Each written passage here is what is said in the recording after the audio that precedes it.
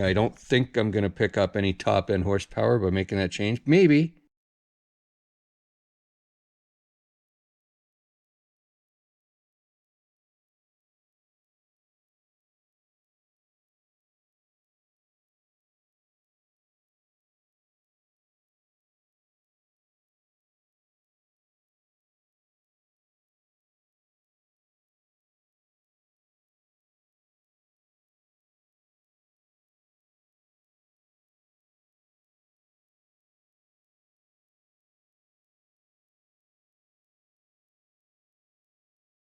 Okay, so I'm just doing a little experimentation here. I'm going into this is the main page. I'm going to go into special functions.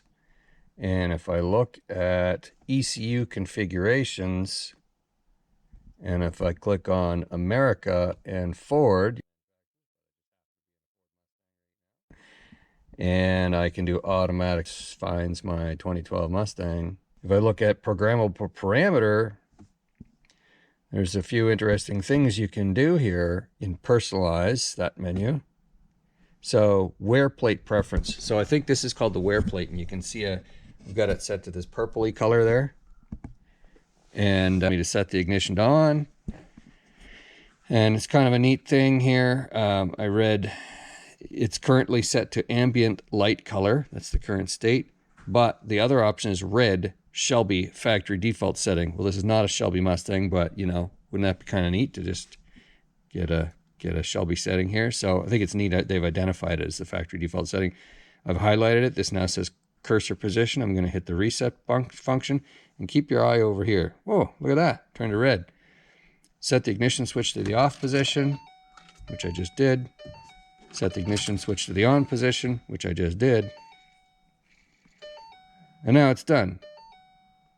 And now, I know this isn't a really big functional change or anything. I don't think I'm going to pick up any top-end horsepower by making that change. Maybe, but it's kind of neat. And as XTOOL develops more and more features, you'll see more of those personalization items come out and be modifiable here.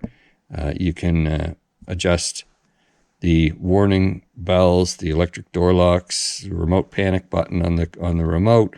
There's a police mode. I don't know what that does. Yeah, what could go wrong? Let's press it.